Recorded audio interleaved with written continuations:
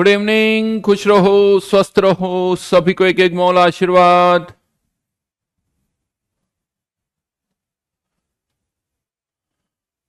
Very good evening.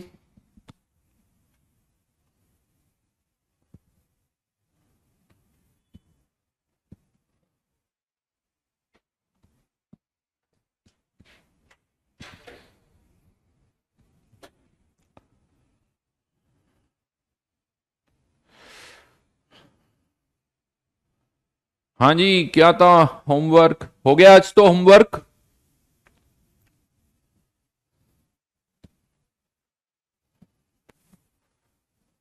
Divyanshu पूछ रहा है कि how to get confidence in studies. तो दिव्यांशु, फालतू बातें कम करके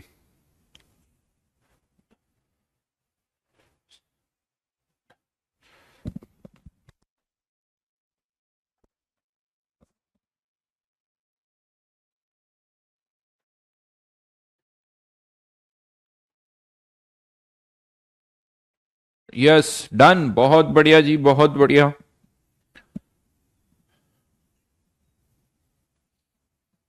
all homework done. PKS, Neeraj, Adarsh का कहना है सही में एडवांस के क्वेश्चन बहुत इजी थे। भार्गव डन। केनी,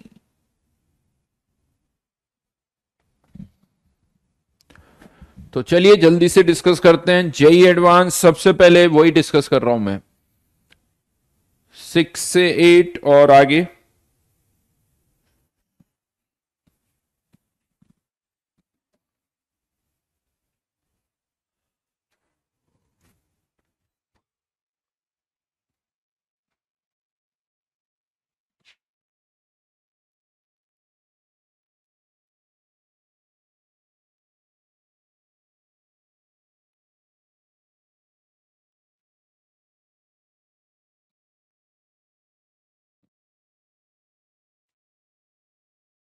चलिए पहले 6 से 8 ही डिस्कस करते हैं। तो क्वेश्चन नंबर 6, 7, 8 पैराग्राफ है और बहुत सारे डेटा दे रखे हैं।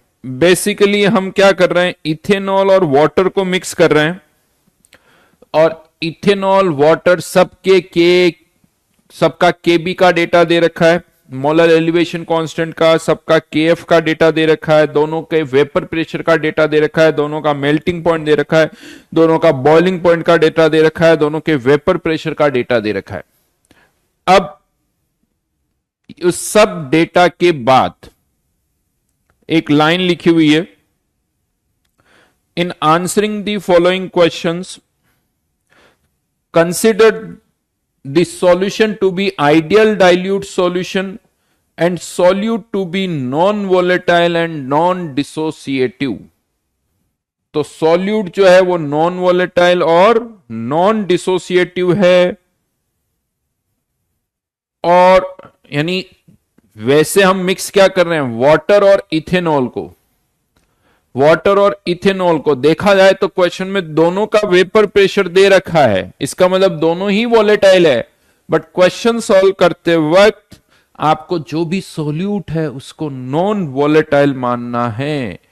और क्वेश्चन नंबर 6 में अगर हम देखें तो क्वेश्चन नंबर 6 में वाटर का मोल फ्रैक्शन दे रखा है 0.1 m और इथेनॉल का है 0.9। मतलब वाटर के मोल्स कम है, इथेनॉल के मोल्स ज्यादा है। तो यहां पर क्वेश्चन नंबर 6 में वाटर क्या हो गया, सॉल्यूट, इथेनॉल क्या हो गया, सॉल्वेंट। फाइंड आउट क्या करना है, फ्रीजिंग पॉइंट ऑफ सॉल्यूशन। तो अब फॉर्मूला क्या लगेगा, delta T F equals to K F into M. अब यहां क्वेश्चन ये आता है, ये के एफ किसका होगा, वाटर का होगा या इथेनॉल का होगा। तो ये जो के बी के एफ होते हैं ना, ये किसके होते हैं, सॉल्वेंट के। और यहां सॉल्वेंट कौन सा है, इथेनॉल। तो जो के एफ यहां पर यूज होगा वो किसका यूज होगा, इथेनॉल का, जो कि कितना दे रखा है 2। मोललिटी, अब यहां पर आपको मोल फ्रैक्शन दे रखा है, मोल फ्रैक्शन से मोललिटी निकालनी पड़ेगी। तो वाटर के मोल्स कितने, 0.1, इथेनॉल के 0.9, तो 0.9 मोल इथेनॉल का मास इंटू 46 इंटू 1000, और ये डेल्टा टीएफ की वैल्यू आ जाएगी। तो यहां पर एग्जामिनर ने बहुत सारे स्टूडेंट्स पर अटैक किया है, उसे पता है कि बहुतों को यह पता ही नहीं होता कि केबी के एफ किसके होते हैं, सॉल्यूट के होते हैं या सॉल्वेंट के होते हैं। और ये प्रॉब्लम आती नहीं है क्योंकि क्वेश्चन में एक केबी के एफ दे रखा होता है, तो जिसका केबी के एफ दे रखा है क्वेश्चन में वो पुट कर दो, बात खत्म। वो सॉल्यूट का है या वो सॉल्वेंट का है क्या मैटर पड़ता है, मतलब दे रखा है क्वेश्चन में, एक ही डेटा दे रखा है, तो जिसका चाहिए उसी का दे रखा होगा। यहां पर उन्होंने दोनों ही दे दिए, अब नहीं पता कि किसका केबी यूज होता है किसका केएफ, वहां फंस गए। दूसरा, यहां पर मोल फ्रैक्शन दे रखा है, क्वेश्चन में क्या चाहिए, मोललिटी, तो उसको भी कन्वर्ट करना है। और डेटा इतने सारे हैं कि बहुत सारी जनता तो डेटा देख के ही समझ जाती है, अरे छोड़ो यार ये तो अपने बस की बात नहीं है, जबकि क्वेश्चन में ऐसा कुछ नहीं है, एक सिंपल सा क्वेश्चन। क्वेश्चन नंबर 8 में उन्होंने क्या किया, मोल फ्रैक्शन बदल दिए। अब वाटर के मोल्स है 0.9, और ये क्वेश्चन नंबर 8 बता रहा हूं, 7th नहीं, और इथेनॉल के मोल्स है 0.1, यानी अब यहां इथेनॉल सॉल्यूट हो गया। इसका हमें क्या बताना है, बॉइलिंग पॉइंट, तो अब फॉर्मूला किसका लगेगा, delta TB equals to K B into वही एम, लेकिन यहां पर अब एम की वैल्यू, इथेनॉल सॉल्यूट है, water solvent into 18 divided by 1000, और जो केबी यूज होगा वो इस बार किसका यूज होगा, वाटर का। केबी किसका यूज होगा, वाटर का, क्योंकि वाटर क्या है, सॉल्वेंट। अब क्वेश्चन नंबर 7 में एक और कंफ्यूजन है। एक्चुअली क्वेश्चन नंबर 6 और 8 में तो आपको सॉल्यूट को नॉन वोलेटाइल मानना ही पड़ेगा, चाहे क्वेश्चन में दे रखा हो या नहीं दे रखा हो, क्योंकि क्वेश्चन नंबर 6 और 8 elevation in boiling point, depression in freezing point, इसके लिए सॉल्यूट हम मानते ही हैं कि नॉन वोलेटाइल है। बट जो क्वेश्चन नंबर 7 है उसमें पूछा जा रहा है वेपर प्रेशर ऑफ सॉल्यूशन, और जहां तक वेपर प्रेशर की बात है तो हमारे पास जो फॉर्मूला उसमें ए और बी अगर दोनों वोलेटाइल है तब भी निकाल सकते हैं, कोई एक वोलेटाइल है तब भी निकाल सकते हैं। तो क्वेश्चन नंबर 7 में अब डाउट ये आता है, क्या इसमें भी हमें सॉल्यूट को नॉन वोलेटाइल मानना है, क्योंकि ये हमें पता है कि ना तो इथेनॉल नॉन वोलेटाइल है ना वाटर नॉन वोलेटाइल है, लेकिन क्या क्वेश्चन नंबर 7 में हमें मानना है, क्योंकि क्वेश्चन में लिखा हुआ है कि assume solute to be non volatile and non dissociative. तो यस, क्वेश्चन नंबर 7 में भी आपको जो सॉल्यूट है, मान लो ये सॉल्यूट है तो इसको नॉन वॉलेटाइल मानना पड़ेगा। तो PT equals to mole fraction of ethanol into vapour pressure of ethanol. इसी के कारण वेपर प्रेशर कंसिडर करना है, वाटर के कारण नहीं करना है।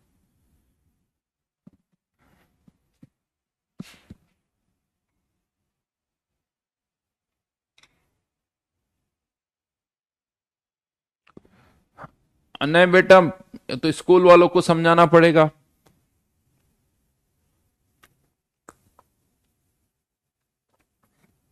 स्कूल वालों को समझाओ कि भैया हमारे जेई मेंस के भी एग्जाम्स है।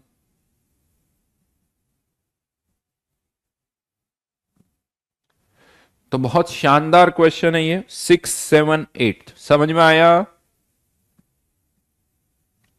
बोलिए, अब आगे बोलिए।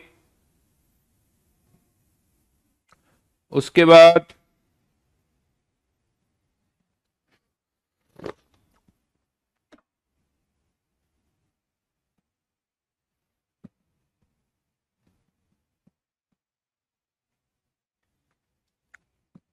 और कौन कौन से दिए थे मैंने?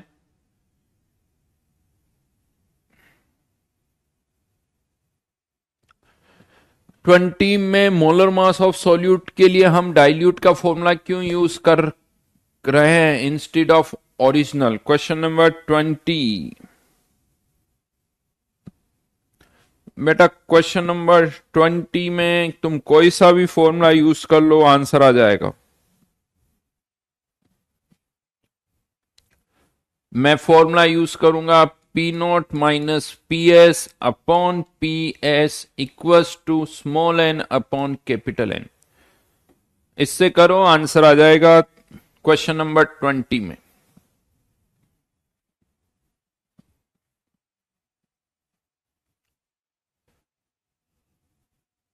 और बोलिए, क्वेश्चन नंबर 19 हो गया। नहीं, 19 दिया ही नहीं था ना मैंने। 21 दिया, 20 दिया, 18 दिया, 17 दिया। आसान है मेरे हिसाब से।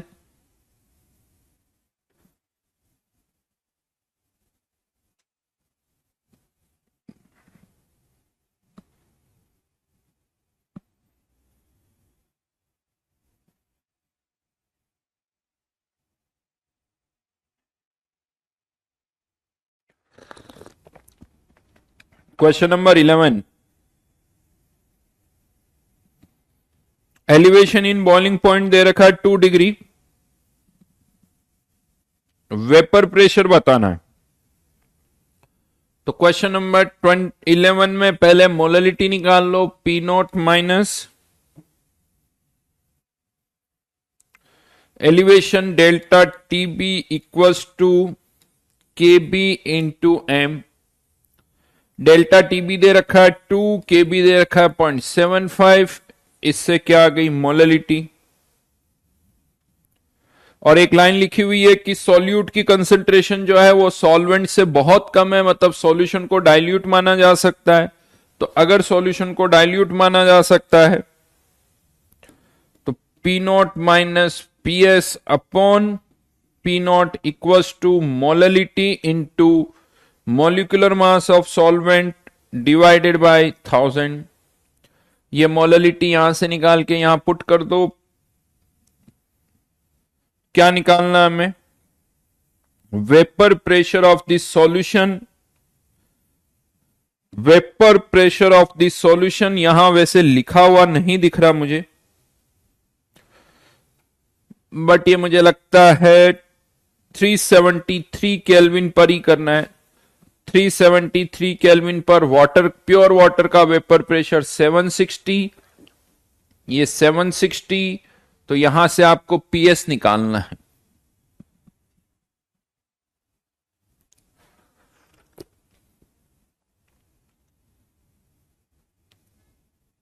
इलेवेंथ के 2 आंसर दिए हैं। कहां 2 आंसर दिए हैं बेटा?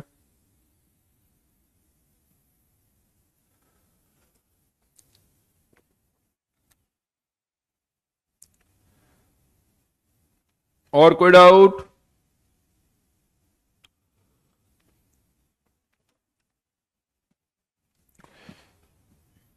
देन O1 और S1। O1 में 30 से लेके 52 तक, 30 से लेके 52 तक, जल्दी जल्दी बोलिए।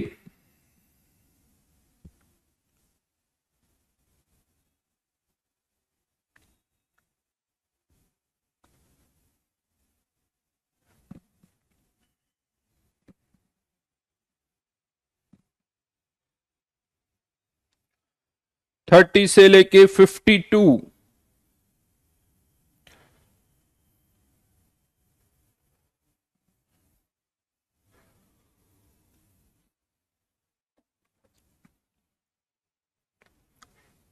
Thirty three.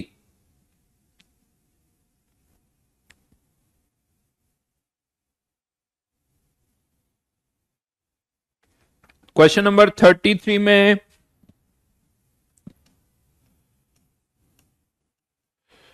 पहले बॉइलिंग पॉइंट में एलिवेशन कितना था, 0.15। केबी का डेटा दे रखा है, इससे मोलरिटी आ जाएगी। लेकिन अब हमने सॉल्यूशन को डाइल्यूट कर दिया। अब सॉल्यूशन को डाइल्यूट कर दिया तो अब मोलरिटी जो पहले थी उसकी आधी रह गई। तो अब आपको डेल्टा टीएफ बताना है।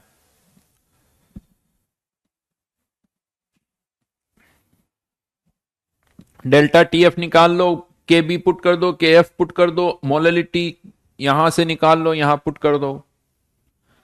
क्वेश्चन नंबर 42,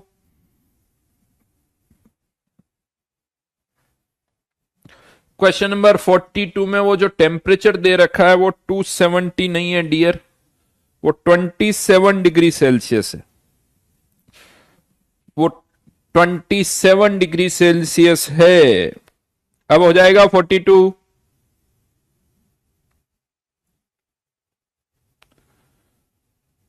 क्वेश्चन नंबर 47,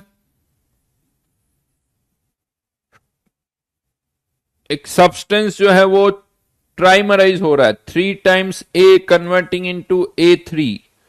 मतलब इसको ऐसे लिखा जा सकता है A equals to 1/3 into A3। तो मतलब n की वैल्यू कितनी हो गई, 1/3। तो want of factor 1 plus 1/3 minus 1 into alpha.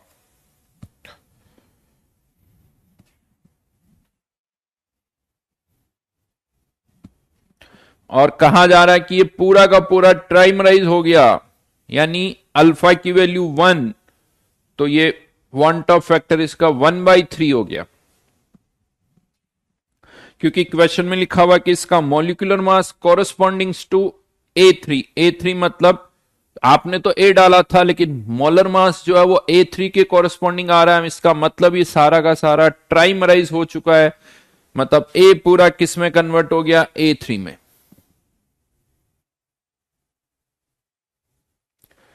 Question number 44 में कलर तब बनेगा जब सॉल्यूट मूव करेगा। कलर का फॉर्मेशन कब होगा, जब सॉल्यूट मूव करेगा। और क्वेश्चन नंबर 44 में सॉल्वेंट, आपको पता है ऑस्मोसिस में किसका मूवमेंट होता है, सॉल्वेंट का। सॉल्यूट तो मूव करता ही नहीं है, और सॉल्वेंट के मूवमेंट से तो कहीं पर भी कोई कलर फॉर्म नहीं होगा। कलर फॉर्म तब होगा जब FeCl3 या K4FeCN6 मूव करे। ऑस्मोसिस में सॉल्यूट मूव नहीं करता, ऑस्मोसिस में सॉल्वेंट मूव करता है। और बोलिए, बहुत आसान क्वेश्चन है, बहुत आसान। डन।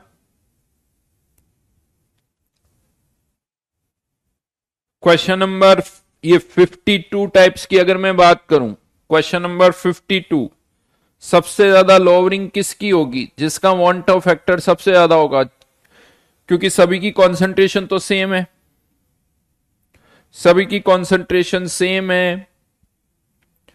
तो यहां पर जिसमें सॉल्यूट के moles into want of factor वो सबसे ज्यादा होंगे,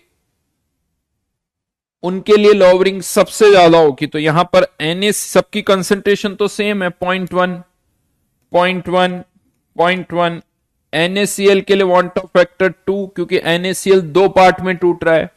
कॉपर सल्फेट के लिए भी 2, लेकिन K2SO4 के लिए वांट ऑफ फैक्टर 3 हो जाएगा। तो यहां पर ये molality into want of factor किया मैंने। मोललिटी इंटू फॉर्मूला जो होता है molecular mass of solvent upon 1000। Solvent का मोलिकुलर मास सबके लिए सेम, तो यहां पर लोअरिंग किस पर डिपेंड करेगी, मोललिटी और वांट ऑफ फैक्टर।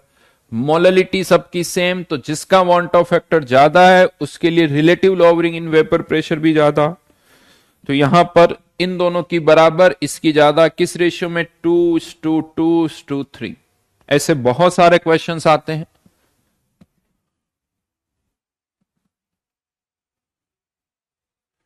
कौशल बेटा दिमाग लगाओ थोड़ा, सॉल्यूट मूव करे या सॉल्वेंट, सोचो थोड़ा सा।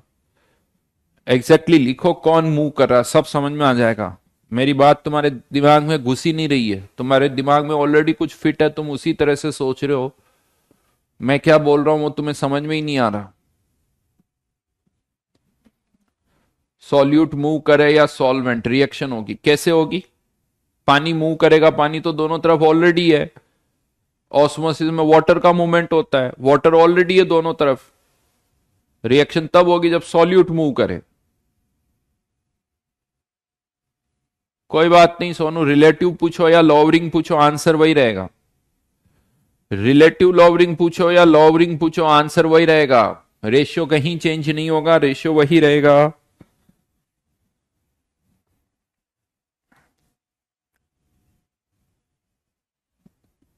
यहां पर अब मैं आपको बता दूं, ऐसे बहुत सारे क्वेश्चन आते हैं। जो ये कहता है कि बताओ किसके लिए एलिवेशन इन बॉइलिंग पॉइंट सबसे ज्यादा होगा, किसका डेल्टा टीएफ सबसे ज्यादा होगा, किसका ऑस्मोटिक प्रेशर सबसे ज्यादा होगा, किसके लिए relative lowering in vapour pressure सबसे ज्यादा होगा। ये सारी प्रॉपर्टीज जो है सॉल्यूट के number of moles per depend करती है, यानी m into want of factor, m into want of factor, यहां c into want of factor, और यहां पर भी एक तरह से m into want of factor. जिसके लिए molality into want of factor का प्रोडक्ट ज्यादा होगा उसकी कॉलिगेटिव प्रॉपर्टीज भी ज्यादा होगी। लेकिन यहां कभी कभी ऑर्डर जो है ना, ये क्वेश्चन ही आता, बताओ किसके लिए एलिवेशन इन बॉइलिंग पॉइंट ज्यादा होगा, जिसके लिए m इंटू आई की वैल्यू ज्यादा होगी। लेकिन प्रॉब्लम कहां होती है, डेल्टा टीएफ में और relative lowering in vapour pressure. Yes, depression in freezing point भी उसी का ज्यादा होगा जिसके लिए m इंटू आई का प्रोडक्ट ज्यादा होगा। लेकिन फ्रीजिंग पॉइंट का ऑर्डर पूछा जाए तो जिसका डेल्टा टीएफ ज्यादा उसका फ्रीजिंग पॉइंट कम। तो डेल्टा टीएफ और टीएफ का ऑर्डर जस्ट अपोजिट होगा। Relative lowering in vapour pressure और वेपर प्रेशर का ऑर्डर ये अपोजिट होगा। जिसका डेल्टा टीएफ ज्यादा उसका टीएफ कम। तो यहां पर क्वेश्चन को ढंग से पढ़ो, किसका ऑर्डर पूछा है, वेपर प्रेशर का ऑर्डर पूछा है या फ्रीजिंग पॉइंट का ऑर्डर पूछा है या डिप्रेशन इन फ्रीजिंग पॉइंट का पूछा है, आंसर बदल सकते हैं। बात समझ में आई मेरी?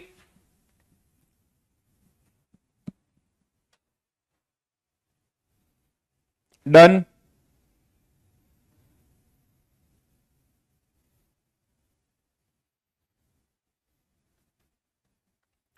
और इसके बाद S1 21 से 28,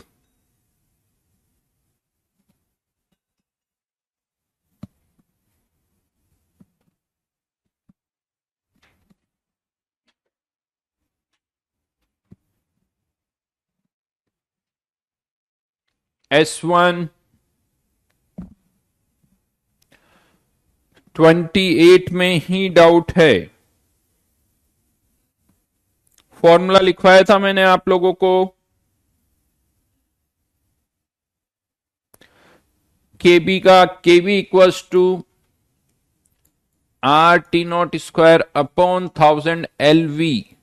लेकिन यहां पर क्वेश्चन में आपको एलवी नहीं दे रखा है, डेल्टा एच वेपराइजेशन दे रखा है, मतलब पर मोल का डेटा दे रखा है, जबकि हमें यहां पर ग्राम में पुटअप करना होगा। तो इसे कन्वर्ट करना होगा आर की वैल्यू टू सॉल्वेंट, सॉल्वेंट जो है यानी वाटर का बॉइलिंग पॉइंट 373.15 का square upon 1000 into 9.72 kilo calorie, तो 10⁻³ आर भी कैलोरी में, ये भी कैलोरी में, लेकिन ये पर मोल है जिसको पर ग्राम में कन्वर्ट करना होगा, तो डिवाइडेड बाय 18।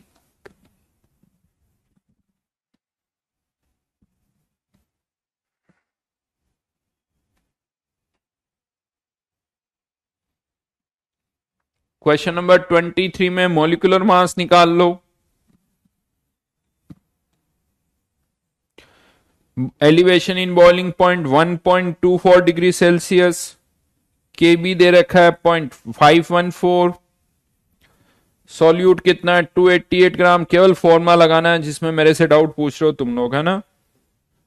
फॉर्मूले में वैल्यूज पुटअप करने में प्रॉब्लम हो रही है ऐसा। यहां से मॉलिक्यूलर मास निकल के आ जाएगा और मॉलिक्यूलर मास पता चल गया तो एक्स की वैल्यू आ जाएगी। क्या डाउट है बेटा इसमें? जय दीपक, क्या डाउट है इसमें? फॉर्मूले में वैल्यूज नहीं पुट की जा रही हमसे, वो भी डाउट है?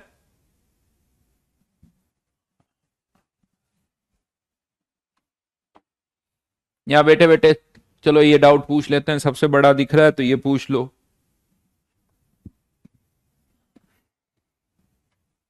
डन। तो लास्ट टाइम हमने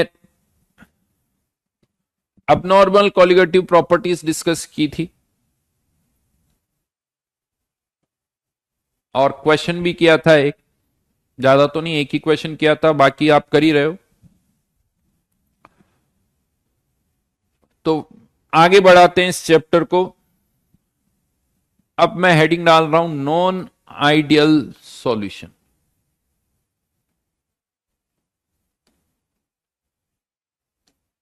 नॉन आइडियल सॉल्यूशन।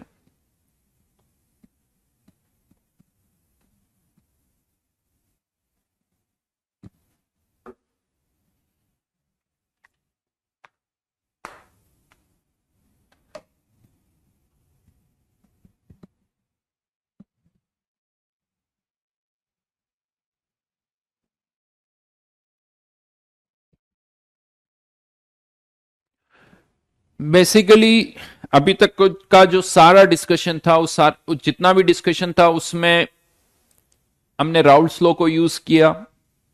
जैसे solution of liquid in liquid vapour pressure कितना होगा, एक्स से एक्स भी पता है तो वाई ए वाई भी कितना होगा, ये हम राउल्ट्स लॉ से फाइंड आउट करते हैं। Relative lowering in vapour pressure, ये भी राउल्ट्स लॉ से फाइंड आउट किया। एलिवेशन इन बॉइलिंग पॉइंट के भी जो फॉर्मूले डिराइव किए हमने, उसमें भी राउल्ट्स लॉ यूज हुआ है, क्योंकि डेल्टा पी जो होता है वो मोलरिटी के डायरेक्टली प्रोपोर्शनल है। ये कहां से आता है? राउल्ट्स लॉ से ही आता है।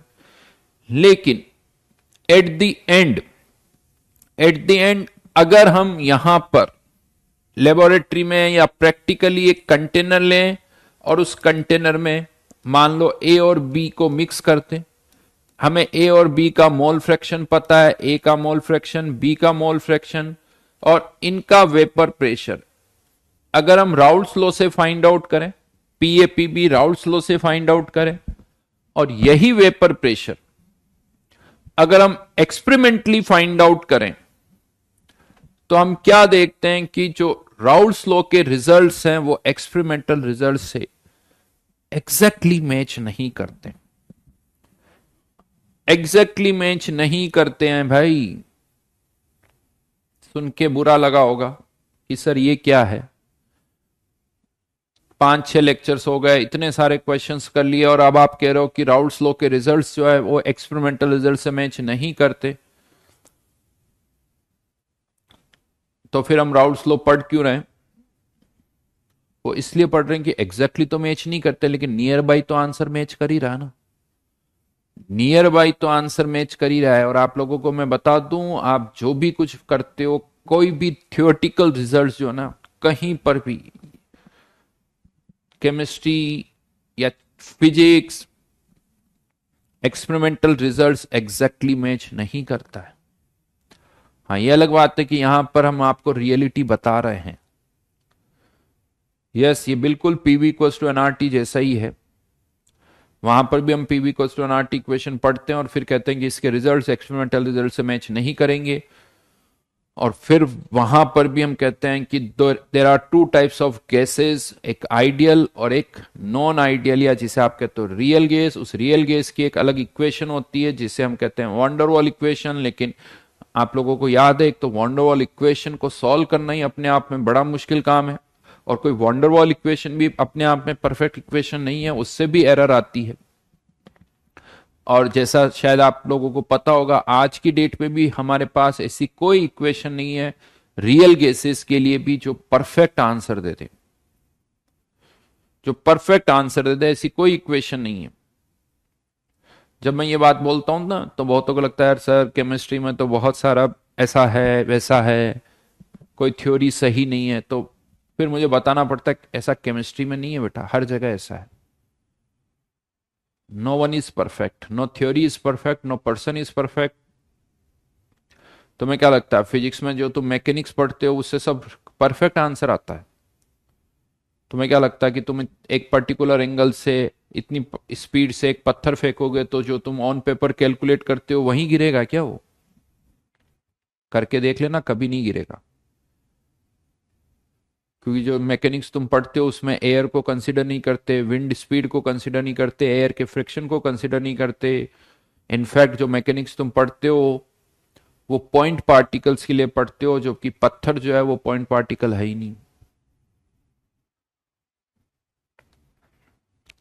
लेकिन इन आइडियल सिचुएशन से ही हम धीरे धीरे देखते हैं कि एरर कितनी आती है, उससे हम ऑलमोस्ट करेक्ट आंसर ऑब्टेन करते हैं। But exactly correct answer obtain करने के लिए बहुत सारे हिट एंड ट्रायल करने पड़ते हैं, बहुत सारा एक्सपीरियंस चाहिए, बहुत सारी यूं कह दो इंजीनियरिंग लगानी पड़ती है। वहां सही में इंजीनियरिंग लगानी पड़ती है। ये मैं इसलिए बोल रहा हूं कि देखो, इंजीनियरिंग का काम क्या है, इंजीनियर्स मतलब एक लेवल के बाद है ना चीजें बड़ी कॉम्प्लिकेटेड हो जाती है। वही वाली बात है, 70% मार्क्स लाना ठीक है, 70 से 80% अगर मार्क्स लाने ना तो एफर्ट्स डबल करनी पड़ती है, और 80 से 90% लाना है तो फिर डबल करनी पड़ती है, और 90 से 95 में भी बहुत ज्यादा करनी पड़ती है। तो ठीक है, राउल्स लॉ ने बहुत सिंपल वे में हमें बताया कि एक सिंपल सा फॉर्मूला जिसे ऑलमोस्ट नियर बाय आंसर आप फाइंड आउट कर सकते हो। एग्जैक्टली तो नहीं किया जा सकता, लेकिन बहुत सारी बातें हमें इससे समझ में आ गई। तो यहां पर भी हम सिंपली क्या कहते हैं, there are two types of solution, एक आइडियल दूसरा नॉन आइडियल। जो राउल्स लॉ को फॉलो करे वो आइडियल, जो राउल्स लॉ को फॉलो ना करे वो नॉन आइडियल। सिंपल सा लॉजिक है। हाँ, क्वेश्चन आता है क्या कोई सॉल्यूशन राउल्स लॉ को फॉलो करता है, तो प्रैक्टिकली कोई भी सॉल्यूशन राउल्स लॉ को फॉलो नहीं करता है। यानी ideal solutions are hypothetical, near by कोई आइडियल हो सकता है बट एग्जैक्टली तो आइडियल कोई भी नहीं है। तो there are two types of solution, एक आइडियल एक non ideal. What is the definition of ideal solution? जो राउल्स लॉ को फॉलो करे वो आइडियल, जो राउल्स लॉ को फॉलो ना करे वो नॉन आइडियल। हाँ, लेकिन जैसा हम गैसेस में पढ़ते हैं ना, आइडियल और रियल गैसेस में हम पढ़ते हैं कि एक रियल गैस क्यों आइडियल से अलग है, तो हम कहते हैं कि उसके दो मेन रीजंस है। पहला, रियल गैसेस में इंटरमोलिकुलर फोर्सेस होते हैं और हम मानते हैं कि आइडियल गैसेस में कोई इंटरमोलिकुलर फोर्सेस नहीं होते। दूसरा, हम मान लेते हैं कि आइडियल गैस में जो साइज होती मॉलिक्यूल्स की वो बहुत कम होती, रियल गैस में हम ऐसा नहीं कह सकते। ये दो फैक्टर्स हम वहां पर कंसीडर करते हैं। तो यहां पर भी एक क्वेश्चन आता है कि एक आइडियल सॉल्यूशन कब बनेगा, ऐसी क्या कंडीशन हो तब हम कह सकें कि यार ये आइडियल सॉल्यूशन होगा। तो इसके लिए कहा जाता है कि जो दो लिक्विड्स आप मिक्स कर रहे हो, मिक्सअप करने से पहले लिक्विड ए में ए और ए मॉलिक्यूल्स के बीच में कुछ अट्रैक्शन होगा। लिक्विड है, मॉलिक्यूल्स एक दूसरे को अट्रैक्ट करेंगे। मिक्सअप करने से पहले बी और बी के मॉलिक्यूल्स भी एक दूसरे को अट्रैक्ट करेंगे।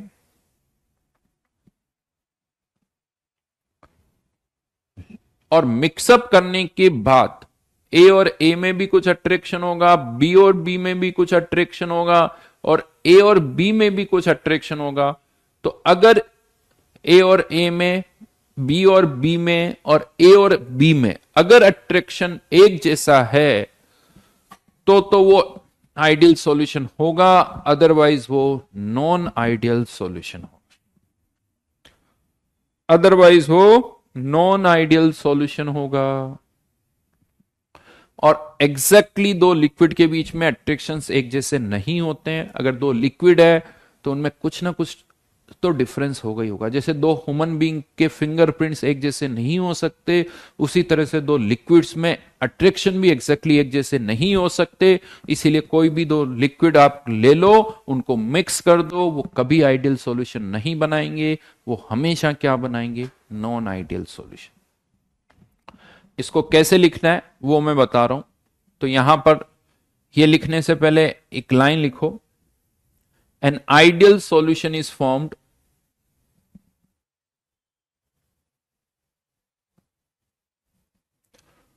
an ideal solution is formed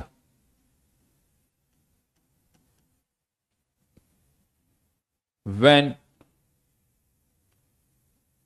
intermolecular forces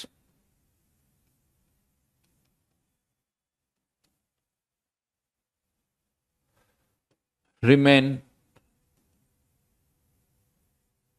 unchanged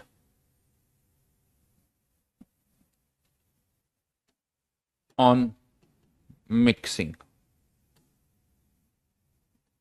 Intermolecular forces remains unchanged on mixing. मतलब इंटरमोलिकुलर फोर्सेस में कोई चेंज नहीं होना चाहिए।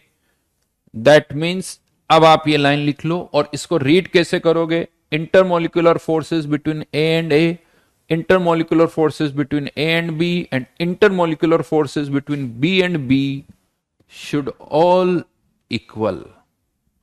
वो सब सेम होने चाहिए, तो ये सॉल्यूशन जो होगा वो आइडियल होगा. फर्दर लिखिए, this condition is however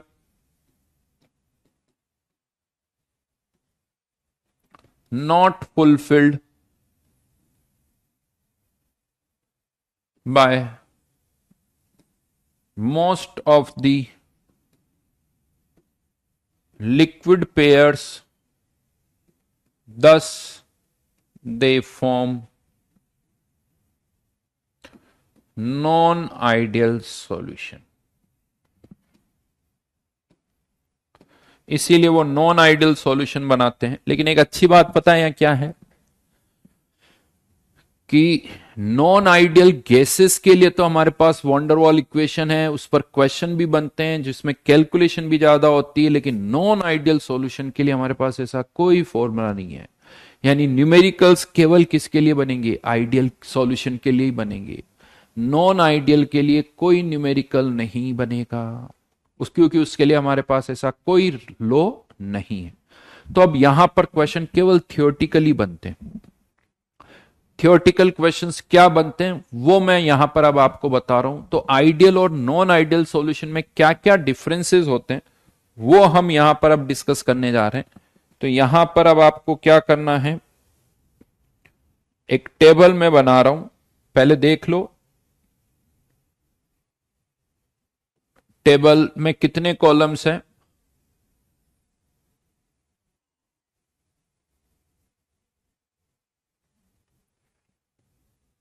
then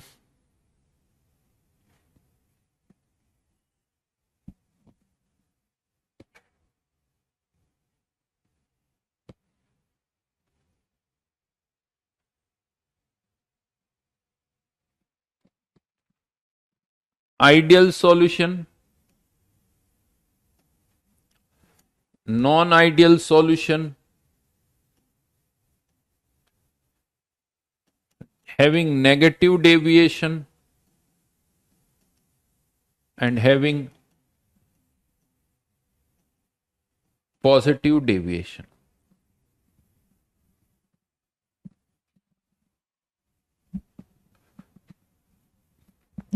क्या मतलब है नेगेटिव और पॉजिटिव डेविएशन का वो भी देखते हैं.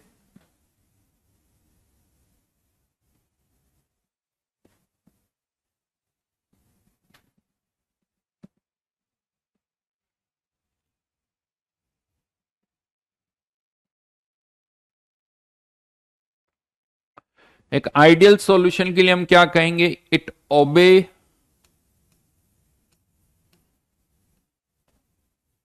Raoul's law. Ideal solution obey Raoult's law, do not obey Raoult's law. और इसके लिए भी कह सकते हो do not obey Raoult's law. Right. Second point, एक आइडियल सॉल्यूशन के केस में हम कहते हैं कि इंटरमोलिकुलर फोर्सेस, आईएफ मतलब intermolecular forces remain unchanged on mixing.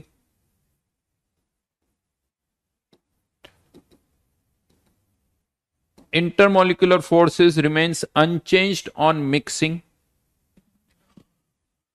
जबकि नेगेटिव डेविएशन के केस में intermolecular forces increases on mixing. Mix up करने पर इंटरमोलिकुलर फोर्सेस बढ़ जाते हैं और यहां पर इंटरमोलिकुलर फोर्सेस कम हो जाते हैं. उससे फर्क क्या पड़ता है, तो ये जो हम पीए पीबी निकालते हैं ना, एज पर राउल्स लॉ अगर पीए की वैल्यू क्या होगी, एक्स ए पीए नॉट और एक्स बी पीबी नॉट. ये तब है जब इंटरमोलिकुलर फोर्सेस में कोई चेंज ना हो. इंटरमोलिकुलर फोर्सेस में कोई चेंज ना हो. लेकिन सोचो अगर इंटरमोलिकुलर फोर्सेस बढ़ गए, इंटरमोलिकुलर फोर्सेस बढ़ गए तो वेपर में जाने की टेंडेंसी जो है वो कम हो जाएगी। तो अब जो एक्चुअल वेपर प्रेशर होंगे, एक्चुअल वेपर प्रेशर होंगे वो राउल्ट्स लॉ से जो आप फाइंड आउट कर रहे हो उससे कम होंगे। X A P A note और पीबी की जो वैल्यू होगी वो भी राउल्ट्स लॉ से जो हम फाइंड आउट करेंगे X B P B naught उससे कम होगी। X A P A naught X B P B naught, ये वेपर प्रेशर किसके अकॉर्डिंग है? Raoult's law. अगर इंटरमोलिकुलर फोर्सेस बढ़ गए तो वेपर में जाने की टेंडेंसी कम हो जाएगी, वेपर प्रेशर कम हो जाएंगे। और अगर पॉजिटिव डेविएशन है तो एक्चुअल वेपर प्रेशर जो होंगे, एक्चुअल वेपर प्रेशर जो होंगे वो X A P A naught से ज्यादा,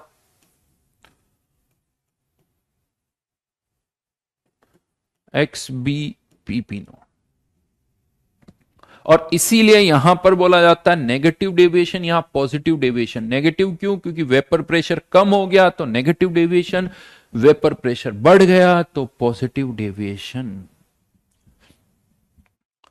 negative deviation, positive deviation. Vapour pressure कम हो गया, यहां वेपर प्रेशर बढ़ गया। अब इसके कारण और बहुत सारे डिफरेंसेस जनरेट हो जाते हैं। जैसे fourth one, delta H mixing. Fifth one, delta V mixing. और भी है यहां पर सिक्स्थ और सेवन।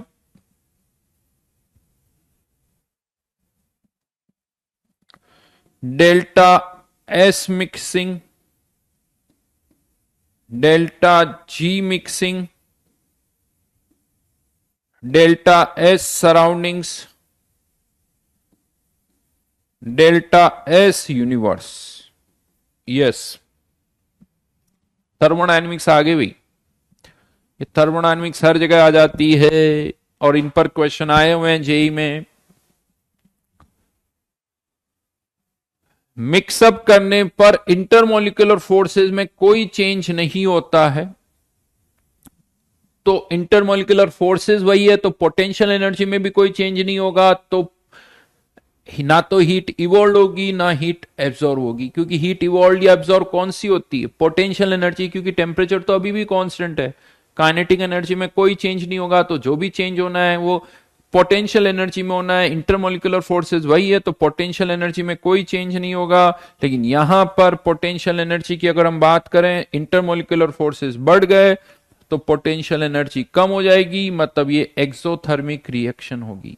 रिएक्शन तो क्या, एक्सोथर्मिक प्रोसेस होगा। और ये जो प्रोसेस होगा उसमें डेल्टा एच पॉजिटिव, यानी ये एंडोथर्मिक होगा। डेल्टा एच की बात कर रहा हूं।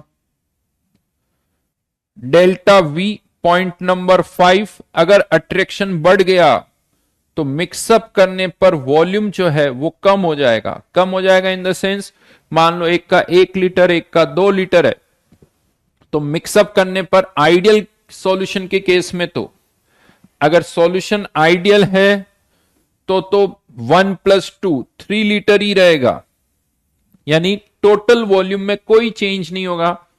1 + 2 3 लीटर अगर आइडियल सॉल्यूशन है। लेकिन यहां 1 + 2 3 से थोड़ा कम होगा और यहां 1 + 2 3 से भी थोड़ा ज्यादा होगा, क्योंकि अट्रैक्शन कम हो गया, एक दूसरे को अट्रैक्ट नहीं कर रहे हैं तो वॉल्यूम बढ़ जाएगा। यहां एक दूसरे को अट्रैक्ट कर रहे हैं, वॉल्यूम कम हो जाएगा। मिक्सअप करोगे तो देखो आइडियल हो या नॉन आइडियल, सब जगह डिसऑर्डर तो बढ़ेगा, चाहे वो आइडियल हो चाहे वो नॉन आइडियल हो। यानी डेल्टा एस मिक्सिंग यहां पर भी पॉजिटिव, यहां पर भी पॉजिटिव, यहां पर भी पॉजिटिव। मिक्सिंग हो रही है, थोड़ी बहुत मिक्सिंग तो होगी। Delta G mixing process feasible है, स्पॉन्टेनियस है। Delta G mixing negative, delta G mixing negative. Surrounding का एंट्रोपी चेंज, सराउंडिंग्स को कोई हीट नहीं मिल रही है। सराउंडिंग्स का एंट्रोपी चेंज कैसे निकालते हैं? सराउंडिंग्स को कितनी हीट मिली डिवाइडेड बाय सराउंडिंग्स का टेम्परेचर। यहां सराउंडिंग्स को कोई भी हीट नहीं मिल रही है, इसलिए डेल्टा सराउंडिंग्स 0, लेकिन यहां पर तो मिल रही है सब। सराउंडिंग्स का एंट्रोपी चेंज पॉजिटिव और यहां पर सराउंडिंग्स का एंट्रोपी चेंज नेगेटिव। और मिक्सिंग तो हो रही है, तो यूनिवर्स की एंट्रोपी बढ़ेगी, यहां पर भी बढ़ेगी और यहां पर भी बढ़ेगी।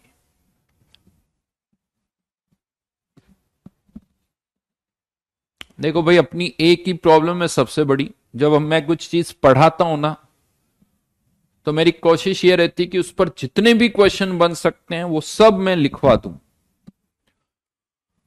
ये आप कह सकते हो कि प्रॉब्लम है मेरे लिए। क्यों?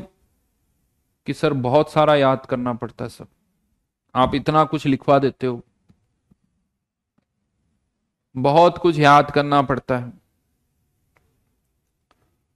लेकिन इससे एक फायदा है बेटा, आएगा तो इसी से, फिर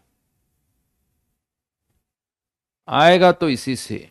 हाँ, और एक और चीज भी बता दो, कोई फालतू चीज कुछ भी नहीं लिखा था। अगर आप शायद कहीं नोट्स कंपेयर करो कि सर के नोट्स कहीं और के नोट्स,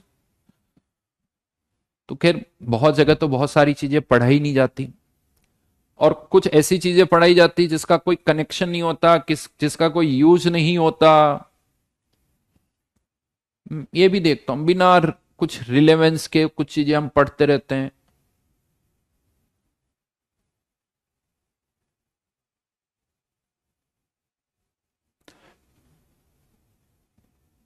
लक्ष्य बेटा, शीट में जेई मेंस जेई एडवांस के पीवाई क्यूज दे रखे हैं, है ना? हर एक शीट में पीवाई क्यूज दे रखे हैं।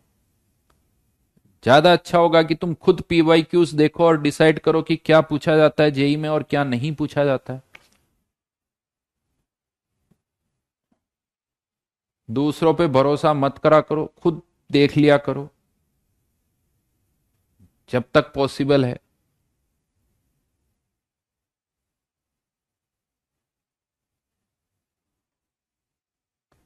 ऋषि कह रहा सर आपके नोट्स चुरा लिए जाते हैं।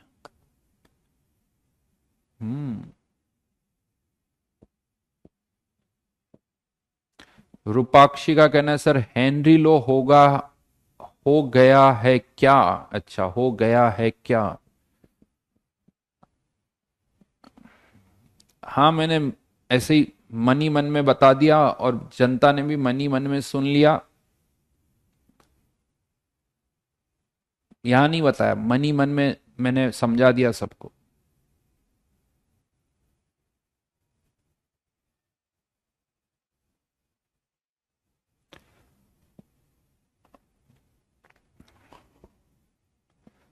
तने देखो, मुझे मुझे नहीं पता कि कौन कितना सिलेबस के बाहर पढ़ाता है, सीरियसली स्पीकिंग। और प्रॉब्लम ही है मेरे साथ तो कि सिलेबस का ही इतना कुछ पढ़ाने को है कि सिलेबस के बाहर क्या पढ़ाया जाए।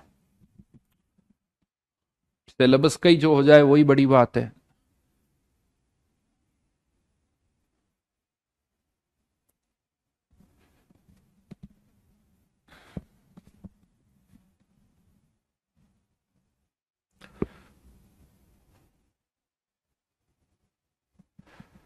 लक्ष्य कह रहा है सर आपको मैंने एट्थ में देखा था, जब से आपसे ही पढ़ने का मन था। अच्छा, अब तुम हो ट्वेल्थ में, एट्थ मतलब 2020। सोनू कह रहा है सर आज ये चैप्टर खत्म करना, आप इधर उधर की बातें बकवास मत करो, काम करो फटाफट। जी, जो आज्ञा, अभी करते हैं। ये याद हो जानी चाहिए। और लास्ट में अभी और भी है डिफरेंसेस, ऐसा नहीं डिफरेंस खत्म हो गए।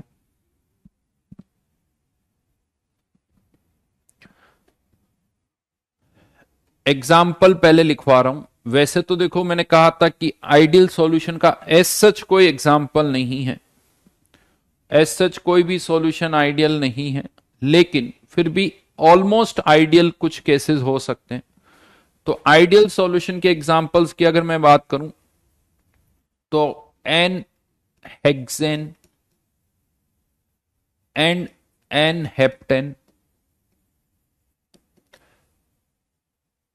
ये कह सकते हो कि एक ऑलमोस्ट आइडियल सॉल्यूशन है। बेंजीन प्लस टोलुइन, ये ऑलमोस्ट आइडियल सॉल्यूशन बनाते हैं। C2H5 इथाइल क्लोराइड या इथाइल ब्रोमाइड, मतलब जो एक ही जैसे हूं, एक ही जैसे chloroethane, bromoethane, benzene, toluene, C6H5Cl plus C6H5Br, एक ही टाइप के अगर सब्सटेंस है तो इनके ऑलमोस्ट आइडियल सॉल्यूशन बनते हैं। नेगेटिव डेविएशन की बात करूं तो नेगेटिव डेविएशन के ज्यादातर एग्जांपल, जैसे कोई स्ट्रॉन्ग एसिड है, इसको पानी में डाल दिया तो ये स्ट्रॉन्ग एसिड आयंस में टूट जाता है, H प्लस और नाइट्रेट आयन में, और ये आयंस जो होते हैं वो पानी को और ज्यादा अट्रैक्ट करते हैं। तो HNO3 plus water, HCl plus water,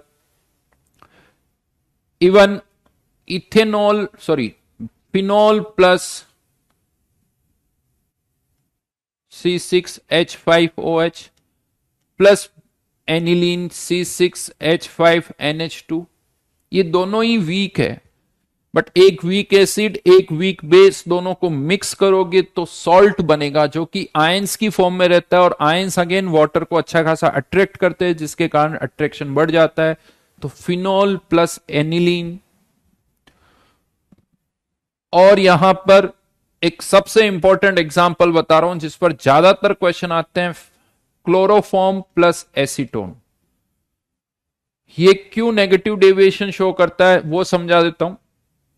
actually chloroform hydrogen bonding के लिए क्या जरूरी होता है कि एक तो कोई हाईली इलेक्ट्रोनेगेटिव एलिमेंट हो, जैसे फ्लोरीन और ऑक्सीजन होने चाहिए, और दूसरी कंडीशन ये है कि हाइड्रोजन जो है वो किसी हाईली इलेक्ट्रोनेगेटिव एलिमेंट से कनेक्टेड हो, वही ऑक्सीजन, फ्लोरीन। यहां क्या प्रॉब्लम है, क्लोरोफॉर्म में क्लोरीन जो है, हाइड्रोजन जो है वो कार्बन से कनेक्टेड है, लेकिन इस कार्बन से 3 क्लोरीन कनेक्टेड है, तो इसके कारण इस पर अच्छा खासा पार्शियल पॉजिटिव चार्ज आ जाता है। और एसीटोन में अगर हम देखें तो ऑक्सीजन तो है, लेकिन एसीटोन में कोई हाइड्रोजन बॉन्डिंग नहीं होती। क्यों नहीं होती? क्योंकि इसमें जो हाइड्रोजन है वो कार्बन से अटैच्ड है, तो हाइड्रोजन जो कार्बन से अटैच्ड है उस पर इतना ज्यादा पॉजिटिव चार्ज नहीं आता है, यहां आ रहा है बिकॉज ऑफ क्लोरीन। तो एसीटोन में कोई हाइड्रोजन बॉन्डिंग नहीं होती, क्लोरोफॉर्म में कोई हाइड्रोजन बॉन्डिंग नहीं होती, लेकिन जब आप इन दोनों को मिक्सअप करते हो तो इस हाइड्रोजन और ऑक्सीजन में अच्छी खासी हाइड्रोजन बॉन्डिंग हो जाती है, और ये नेगेटिव डेविएशन शो करता है। तो ये सबसे इंपॉर्टेंट एग्जाम्पल है नेगेटिव डेविएशन का।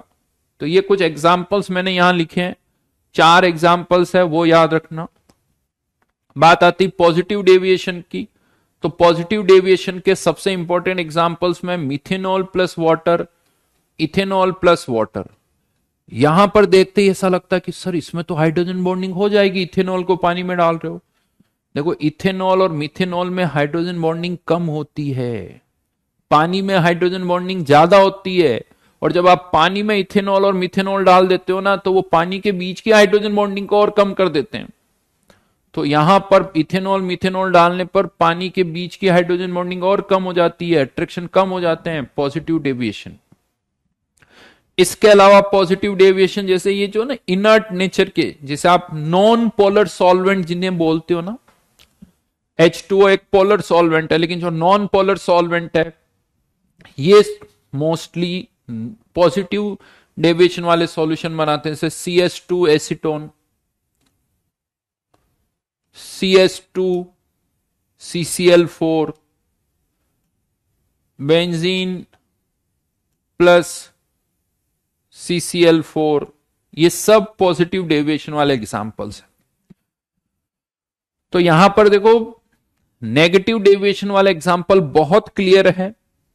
नेगेटिव डेविएशन जैसे स्ट्रॉन्ग एसिड को पानी में डाला, कुछ एसिड बेस दोनों को मिक्स कर दिया, या क्लोरोफॉर्म एसीटोन, ये कुछ पॉजिटिव डेविएशन वाले हैं, ऑलमोस्ट आइडियल वाले जिसमें एक ही कैटेगरी होनी चाहिए, एक ही, जैसे benzene, toluene, N hexane, N heptane, ethyl chloride, ethyl bromide, इस टाइप से कुछ होने चाहिए। तो ये इनके कुछ एग्जाम्पल्स हैं, इन पर भी क्वेश्चन आते हैं, जेई मेंस और जेई एडवांस में भी आ चुके हैं।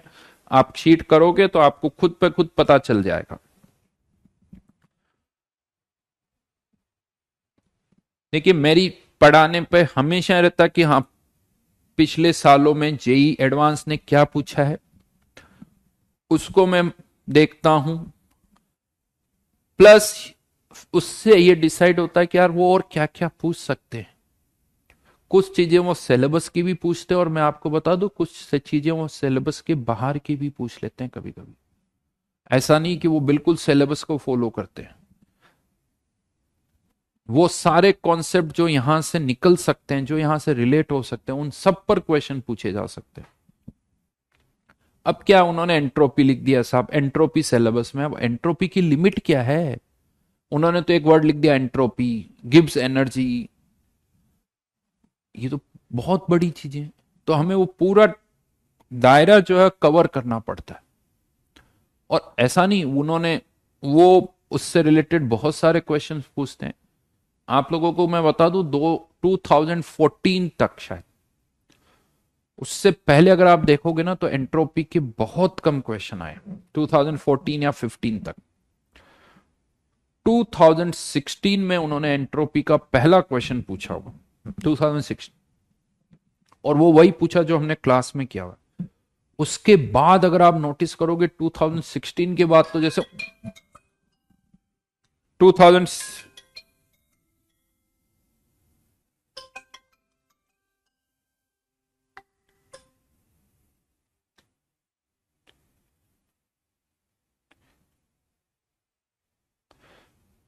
2016 के बाद तो आप नोटिस करो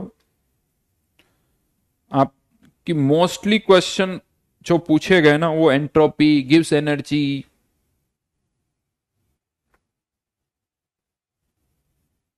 इन्हीं पर पूछे गए।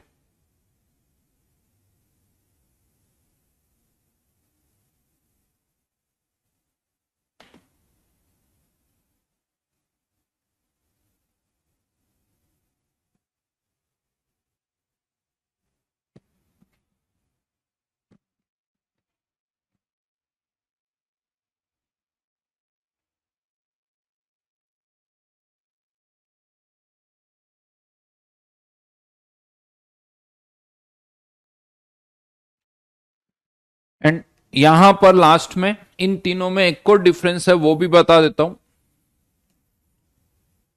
हमने इस तरह का कर्व प्लॉट किया था for ideal gas, straight line आते हैं कर्व। ये P A not ideal gas नहीं, आइडियल सॉल्यूशन के लिए, ये पी बी नॉट और ये पी टी। याद है ये पी टी का कर्व है, टोटल वेपर प्रेशर, ये पी ए का कर्व है और ये पी बी का कर्व है। ये एक्स ए वन और यहां एक्स ए zero.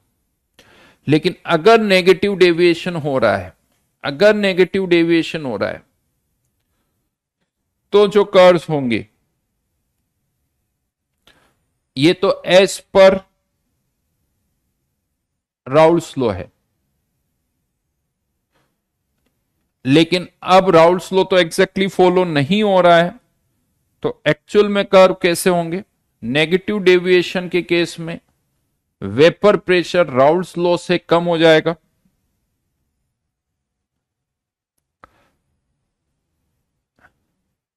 Vapour pressure Raoult's law से कम हो जाएंगे। और आपको ये कर्व प्लॉट करते वक्त ध्यान रखना है, ऐसे नहीं बनाना है, ऐसे नहीं बनाना है, ये ऐसे बनाना है। दोनों में डिफरेंस क्या है? यहां क्या हो रहा है, सडनली वो डेविएशन कम हो रहा है, जबकि ऐसा नहीं होगा। अगर आप ए में बहुत कम बी मिलाओगे, बी में बहुत कम ए मिलाओगे तो सॉल्यूशन ऑलमोस्ट आइडियल होगा। तो ऐसे नहीं बनाना है, ऐसे बनाना है। मतलब आप कह सकते हो कि जब ऑलमोस्ट कंपेरेबल अमाउंट है, कंपेरेबल अमाउंट है, तो वो सॉल्यूशन में डेविएशन ज्यादा है। ए में बहुत कम बी है या बी में बहुत कम ए डाला है तो सॉल्यूशन ऑलमोस्ट आइडियल की तरह ही बिहेव करता है। And third one,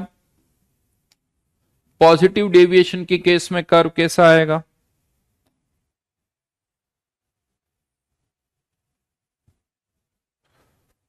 positive deviation के केस में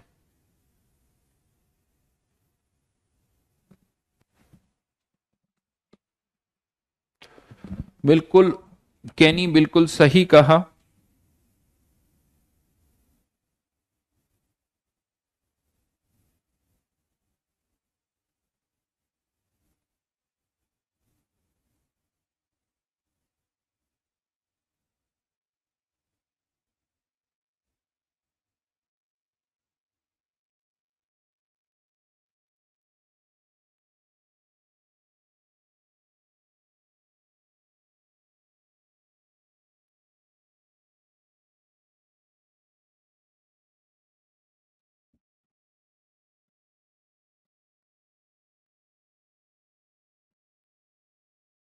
तो ये था आइडियल और नॉन आइडियल सॉल्यूशन में डिफरेंसेस, क्या क्या डिफरेंसेस होते हैं वो मैंने आपको यहां पर बताया। और अब यहां पर एक और अच्छा पॉइंट है नॉन आइडियल सॉल्यूशन से रिलेटेड ही, जिसे हम कहते हैं एजियोट्रोप। क्या है ये एजियोट्रोप, उसको समझते हैं। मैंने आपको आइडियल सॉल्यूशन के फेज डायग्राम बताए थे, वो जो ग्राफ हमने बनाया है आइडियल सॉल्यूशन का फेज डायग्राम। बट वो जो फेज डायग्राम थे वो आइडियल सॉल्यूशन के थे। जब हम नॉन आइडियल सॉल्यूशन के फेज डायग्राम देखते हैं, ये नॉन आइडियल सॉल्यूशन के फेज डायग्राम अब हम थियोरेटिकली तो नहीं प्लॉट कर सकते हैं क्योंकि हमारे पास कोई लॉ ही नहीं है। तो एक नॉन आइडियल सॉल्यूशन का जो फेज डायग्राम है वो एक्सपेरिमेंटली हम फाइंड आउट करते हैं। Z0, यहां Z0, यहां Z1। एक नॉन आइडियल सॉल्यूशन का जो फेज डायग्राम होता है वो कुछ अलग होता है, वो कुछ अलग होता है। ये A का बॉइलिंग पॉइंट, ये B का बॉइलिंग पॉइंट,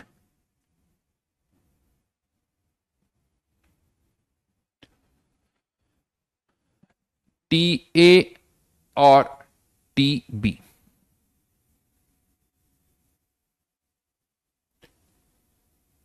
ठीक है, ये एक्सपेरिमेंटल कर्व है, लेकिन इसको रीड करने का तरीका वैसा ही होगा जैसा हमने पहले किया था। रीड करने का जो तरीका है वो वैसा ही होगा। मतलब ये वाला जो एरिया है वो गैस, ये वाला जो है लिक्विड, और in between liquid plus gas. Suppose करो आपके पास कोई सॉल्यूशन है जिसमें आपके मोल फ्रैक्शन है मान लो 0.4, तो अगर इससे ज्यादा टेम्परेचर है तो ओनली गैस, इससे कम टेम्परेचर है तो ओनली लिक्विड, इन बिटवीन है तो लिक्विड प्लस गैस। मान लो ये सॉल्यूशन है तो इससे ज्यादा टेम्परेचर है तो ओनली लिक्विड ओनली गैस, इससे कम है तो ओनली लिक्विड, इन बिटवीन है तो लिक्विड प्लस गैस। मान लेते हैं अगर आपने टेम्परेचर कुछ ये मेंटेन किया हुआ है, इस T1 टेम्परेचर पर ये वाला पॉइंट जो गैस के कांटेक्ट में है वो क्या दे देगा YA, जो लिक्विड के कांटेक्ट में है वो क्या दे देगा XA। हाँ या ना?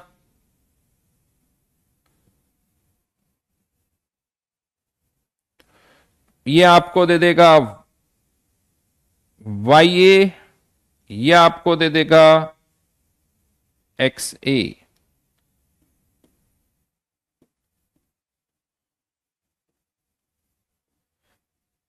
सिमिलरली यहां पर भी आप ऐसा ही कह सकते हो, हॉरिजॉन्टल लाइन ड्रॉ करो तो ये ऊपर वाला कर्व आपको क्या दे देगा YA, नीचे वाला कर्व क्या दे देगा XA।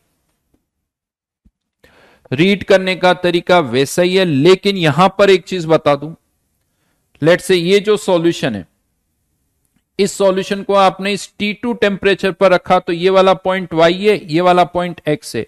बट कभी कभी आता सर अगर मैं इस लाइन को आगे एक्सटेंड कर देता हूं, अगर इस वाली लाइन को आगे एक्सटेंड कर दिया जाए तो ये भी तो कुछ पॉइंट्स आ रहे हैं, इनका कोई मतलब नहीं है। अगर आपका सॉल्यूशन इस मिनिमा के राइट में है तो मिनिमा से लेफ्ट हैंड वाले पार्ट से कोई लेना देना नहीं है, और आपका अगर स्टार्टिंग सॉल्यूशन इस मिनिमा से लेफ्ट में है तो मिनिमा से राइट पार्ट से कोई लेना देना नहीं है। मतलब लाइन यहीं तक प्लॉट ड्रॉ करोगे, इससे आगे नहीं खींचोगे। अगर इस तरफ हॉरिजॉन्टल लाइन है तो इसी तरफ ड्रॉ करोगे, इसी तरफ ड्रॉ करोगे, ये मिनिमा वाले पॉइंट को क्रॉस नहीं करोगे। समझ में आ गई मेरी बात? तो मिनिमा वाले पॉइंट को क्रॉस नहीं करना है। लेकिन कह सकते हो सर हाँ ये तो बड़ा नॉर्मल है, बस ठीक है ग्राफ का शेप चेंज हो गया, बाकी जो थॉट प्रोसेस है, बाकी का जो कॉन्सेप्ट है वो तो ऑलरेडी हमें भी पता है। बट जो पॉइंट बिल्कुल डिफरेंट है अब उसकी बात करते हैं। कौन सा वाला पॉइंट? मिनिमा वाला। अब मैं इस पर्टिकुलर पॉइंट की बात कर रहा हूं, इस पर्टिकुलर पॉइंट की मैं बात कर रहा हूं। अगर मेरे पास इस पर्टिकुलर कंपोजिशन का सॉल्यूशन, लेट से इट इज Z, तो इसको अगर हम T टेम्परेचर से ज्यादा टेम्परेचर पर रखेंगे तो ओनली गैस, T टेम्परेचर से कम पे रखेंगे तो ओनली लिक्विड। कुछ अलग सा नहीं लग रहा है यहां पर कि T टेम्परेचर से जैसे ही ज्यादा टेम्परेचर किया पूरा गैस में कन्वर्ट हो गया, T टेम्परेचर से जैसे ही कम किया पूरा लिक्विड। यानी कोई रेंज नहीं आ रही है, जबकि ये एक सॉल्यूशन है, लेकिन इस सॉल्यूशन के लिए कोई रेंज नहीं आ रही है। जबकि इस सॉल्यूशन के लिए ये रेंज थी, इससे ज्यादा टेम्परेचर है तो पूरा गैस, इससे कम है तो पूरा लिक्विड। लेकिन ये जो सॉल्यूशन है उसके लिए कोई रेंज नहीं आ रही है। मतलब ये सॉल्यूशन एक प्योर लिक्विड की तरह बिहेव कर रहा है। ये जो सॉल्यूशन है वो एक प्योर लिक्विड की तरह बिहेव कर रहा है। मतलब ये सॉल्यूशन जो है बाकी के सॉल्यूशन से अलग है। ये जो सॉल्यूशन है जिसकी कंपोजिशन Z है, ये बाकी के सॉल्यूशन से अलग है और इसको हमने क्या नाम दे दिया? एजियोट्रोप। और अलग क्यों है? क्योंकि इसके लिए कोई रेंज नहीं आ रही, इसका एक शार्प बॉइलिंग पॉइंट आ रहा है, जैसे प्योर लिक्विड का होता है, जैसे प्योर लिक्विड का होता है। एंड इसको डिफाइन ही ऐसे किया जाता है, it has sharp boiling point like pure liquid. It has sharp boiling point like pure liquid. इसीलिए इस सॉल्यूशन को एक अलग तरह से डिफाइन किया गया और इसे हम कहते हैं एजियोट्रोप।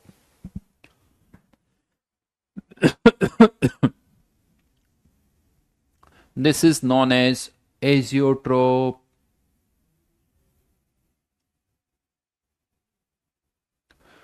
इसको डिफाइन ही ऐसे किया जाता है कि जिसका शार्प बॉइलिंग पॉइंट होता है, सॉल्यूशन जिसका शार्प बॉइलिंग पॉइंट है उसे हम कहते हैं एजियोट्रोप।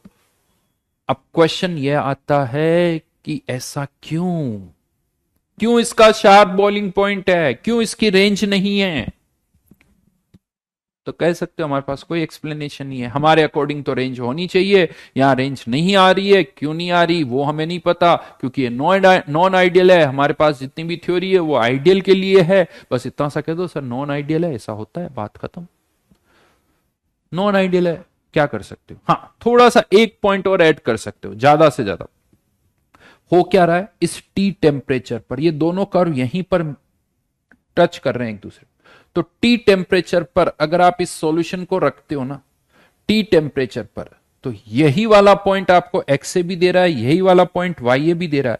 यानी T टेम्परेचर पर जो वेपर्स बनेगी उसमें A का मोल फ्रैक्शन वही होगा जो इस लिक्विड के अंदर है। मतलब सॉल्यूशन से जब वेपर्स बन रही है तो उस वेपर की कंपोजिशन भी वही है जिस कंपोजिशन का सॉल्यूशन है, जिसके कारण सॉल्यूशन वेपराइज हो रहा है। लेकिन रिमेनिंग सॉल्यूशन की कंपोजिशन में कोई चेंज नहीं हो रहा है, उसकी कंपोजिशन में चेंज नहीं होगा, एक्स से एक्स भी चेंज नहीं होंगे तो उनका वेपर प्रेशर भी चेंज नहीं होगा, और वेपर प्रेशर चेंज नहीं होगा तो बॉइलिंग पॉइंट भी चेंज नहीं होगा।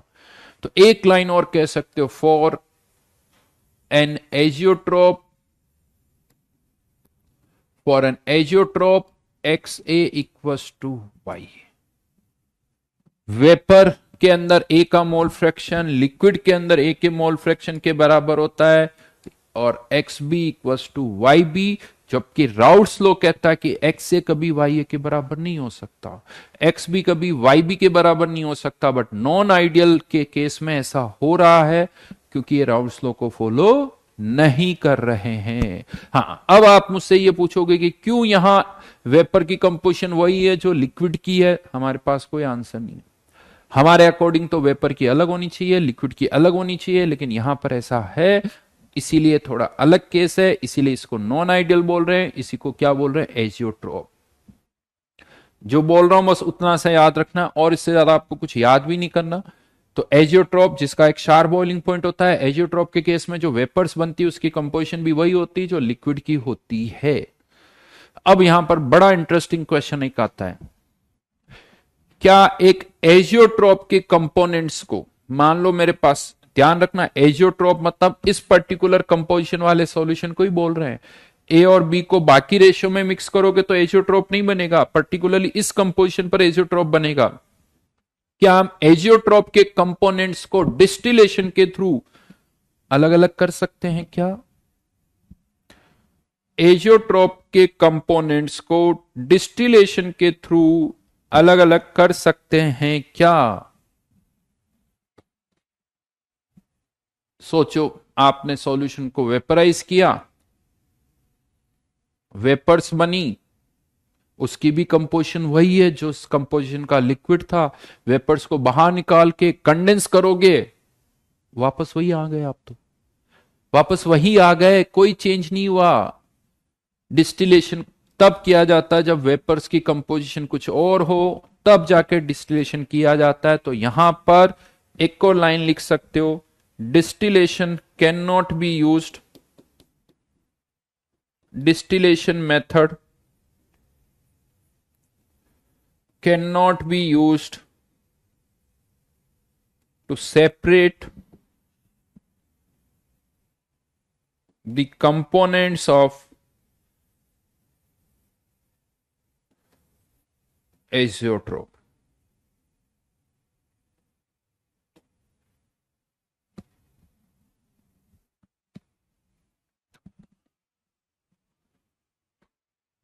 लेकिन अब क्वेश्चन ये आता है, चलो इस एजियोट्रोप के कंपोनेंट्स को तो डिस्टिलेशन के थ्रू हम सेपरेट नहीं कर सकते,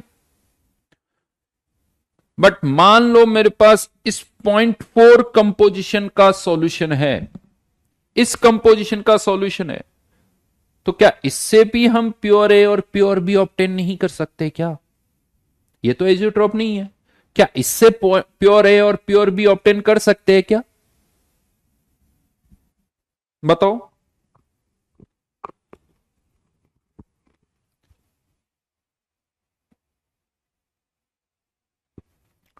क्या इससे प्योर ए और प्योर बी ऑब्टेन कर सकते हैं?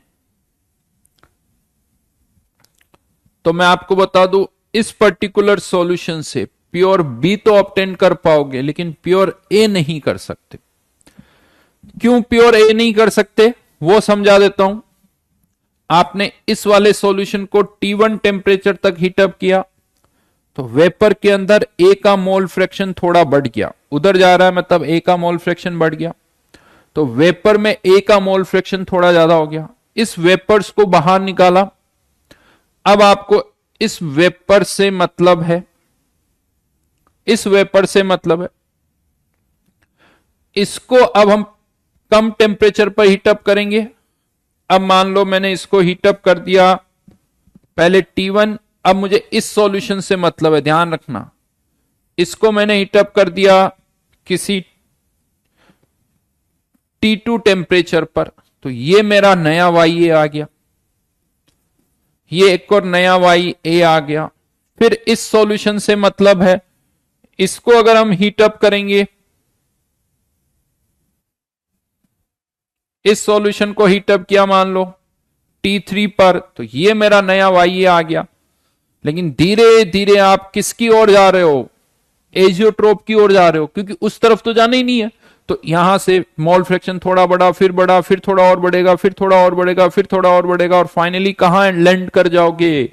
एजियोट्रोप पर। उसके बाद कोई चेंज नहीं होगा, उसके बाद कोई चेंज नहीं होगा, यानी एजियोट्रोप तक तो ए का मोल फ्रैक्शन बढ़ता जाएगा, एजियोट्रोप तक तो बढ़ता जाएगा, फिर उसके बाद कोई चेंज नहीं होगा, मतलब प्योर ए नहीं मिलेगा। लेकिन क्या प्योर बी नहीं मिलेगा? प्योर बी के लिए वेपर्स को नहीं यूज करना है, प्योर बी के लिए रिमेनिंग लिक्विड को यूज करना है। यहां पर इस पर फोकस करो। ए का मोल फ्रैक्शन कम हो गया, ए का कम हो गया, अब इसको और हीटअप करेंगे, ए का मोल फ्रैक्शन और कम हो जाएगा, फिर और हीटअप करेंगे और कम हो गया, धीरे धीरे धीरे प्योर बी ऑब्टेन कर सकते हो। मतलब अगर इस मिनिमा के लेफ्ट में हो तो प्योर बी ऑब्टेन हो जाएगा, मिनिमा के राइट में हो तो प्योर ए ऑब्टेन हो जाएगा। इसको मैं ऐसे लिख रहा हूं, Z1 लिख देता हूं इसको, है ना, मैं यहां पर Z1 लिख देता हूं, इसको Z2 लिख देता हूं, ठीक है।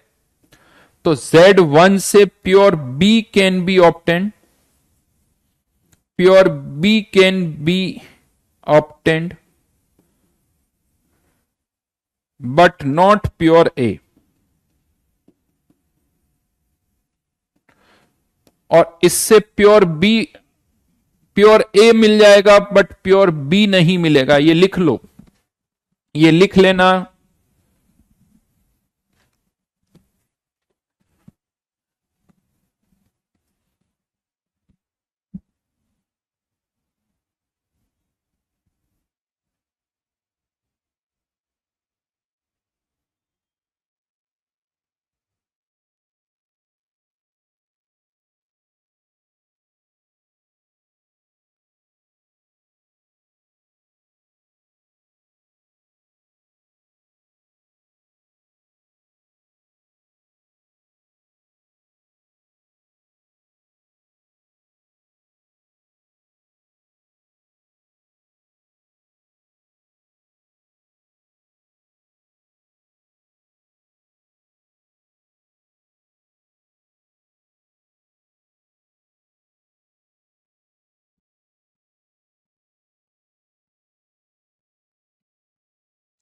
तो यहां पर इससे प्योर बी मिल जाएगा, इससे प्योर ए, इससे बी नहीं मिल सकता, इससे ए नहीं मिल सकता।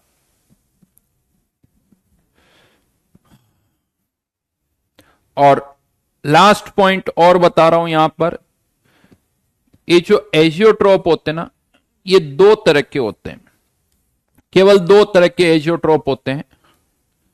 एक मिनिमम बॉइलिंग पॉइंट एजियोट्रोप, जैसा अभी हमने बनाया था, TATB, इसे बोला जाता है मिनिमम बॉइलिंग पॉइंट एजियोट्रोप। क्यों? क्योंकि इसमें एजियोट्रोप का जो बॉइलिंग पॉइंट है वो ए और बी दोनों से कम है। और दूसरा होता है मैक्सिमम बॉइलिंग पॉइंट एजियोट्रोप, जिसमें एजियोट्रोप का जो बॉइलिंग पॉइंट है वो ए और बी दोनों से ज्यादा होता है।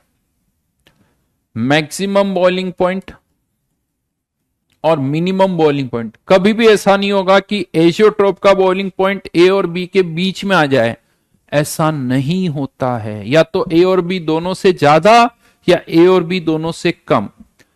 इनमें से एक बनता है नेगेटिव डेविएशन के केस में, एक बनता है पॉजिटिव डेविएशन के केस में। बता सकते हो इनमें से कौन सा नेगेटिव डेविएशन के केस में बनेगा? 1 या 2?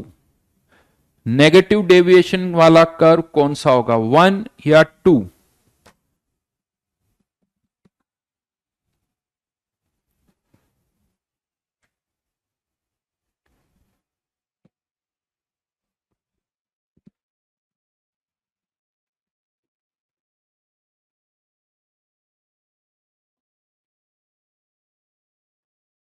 ये नेगेटिव और ये पॉजिटिव। लॉजिक सिंपल सा है, बॉइलिंग पॉइंट ज्यादा मतलब ज्यादा हीटअप करना पड़ रहा है, यानी वेपर प्रेशर कम।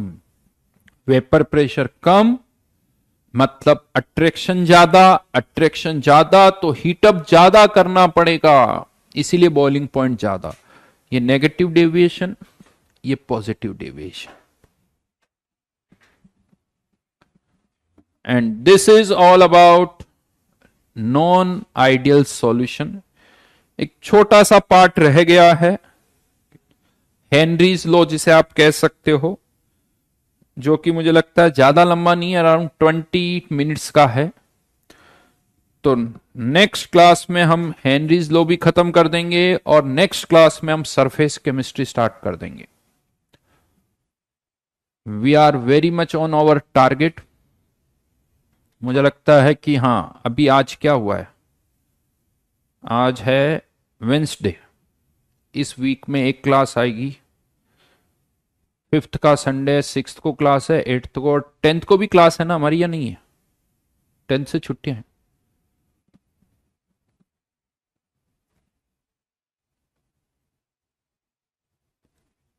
10th को क्लास है या नहीं है? शायद नहीं है. देखता हूं, देखें.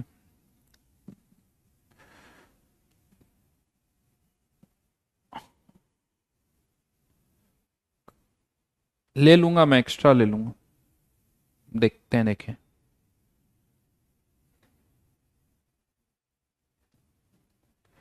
चिंता मत करो, खत्म कर दूंगा दिवाली से पहले तुम्हारा course complete.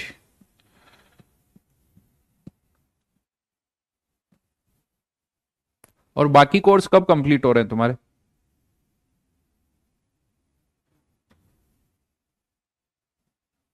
Maths, physics, maths complete हो गया क्या?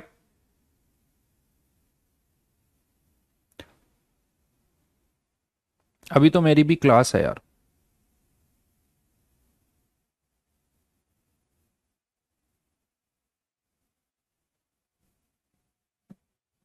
मैथ्स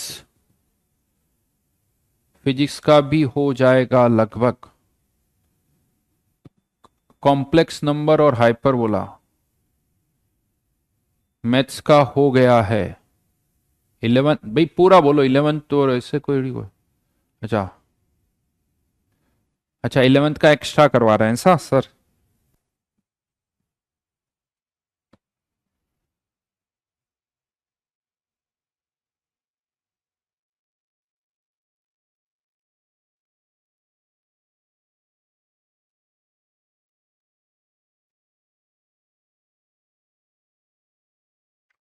फिफ्टी टू तक कर चुके हैं. 52 तक तो 53 से 75.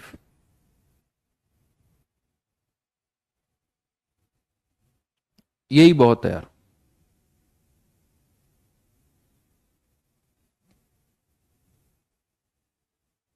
ये डिस्कस करेंगे केवल. Bye bye. आईओसी फिनिश होने वाला है और ओसी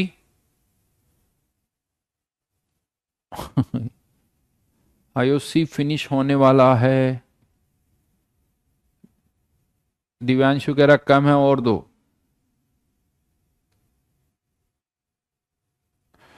बेटा बैकलॉग की बातें ही करते रहो बस. बैकलॉग बैकलॉग बेटा जो हो गया ना, पहले उसको कर लो.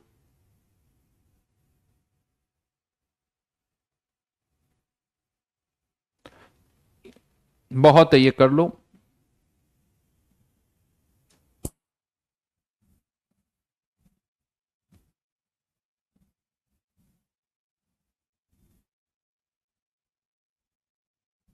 चलिए, बाय बाय.